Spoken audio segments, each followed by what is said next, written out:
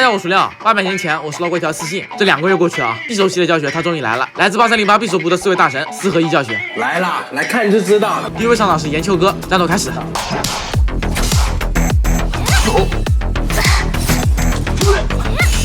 哎，太弱了，这也能真打？我感觉都 A 到了都。水练哥，上一把我是木压的2次鬼反，第一次鬼反是在谢晋的时候放的一次鬼反，我去木压了。第二次是原地在续左键的时候进行了一个木压。首先就是木压鬼反这个东西，只要是你在谢晋之后捏住右键，匕首是只能捏住右键，捏住右键的同时观察它的动作。鬼反是有一个起跳且有白光缩进体内的一个动作。它起跳的同时，你就可以右键蓄力的去转正，这时候直接放的话是刚好的。而且匕首谢晋之后立马捏住右键，它是有一个滑步的效果，是你可以更好的观察到对面是起跳的状态，还是说是捏住右键的状态。还有一个就是第二种情况，对方在远处，我操，匕首的 C 是可以蓄力的啊，这个时候它的右键它是可以触发续转正的，它不会像其他武器一样，它是不能捏住，捏住之后它也达不到一个续转正的效果。简单来说，其他武器按下 CA， 不管是长按还是短按，都是直接出，但是匕首 CA 是可以蓄力的。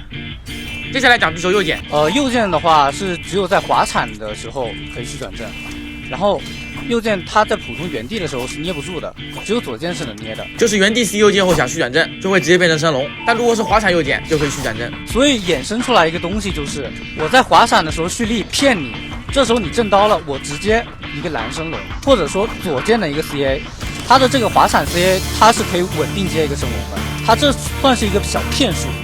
然后刚刚那个木压回反的是还没有说完，刚刚这个也是有用到 C 的技巧的。我刚刚正你的时候不是 C 正，我是 C 然后续转正。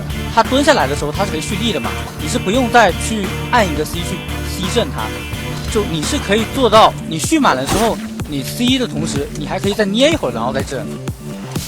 对，捏住然后 C， 比如说我正剑气对不对？你来一道剑气，切长剑，来一道剑气，看到了吗？其他武器是必须得卡着我 C 完了我马上去正刀，不然的话会变成一个 CA。而匕首它是等于说你可以用 C 来重置你的续转正的时间，所以说匕首它蹲伏的时候它的操作空间是最大的。那可是我正常打的时候，我如果不用匕首的话，不用匕首的话，你就是在谢晋的时候。看到了吗？谢晋之后立马捏住蓝，这时候看他是不是起跳的动作，只要是他起跳的动作，你就可以直接续转正。然后其他武器如果在远处想要木压鬼反的话，也是看他起跳，但是这时候你得掐好时间去 C 正他，或者说刚好卡的时间点去续转正他，就不能像匕首一样一直用 C 取消来重置他的续转正的时间。你先来试一下，谢晋之后的木压鬼反，谢晋之后立马捏住右键，你右键会有一个滑步的效果，滑步上来之后，然后再续转正。你这属于是往后撤了一下，你要捏住右键，然后呢再续转正。明白。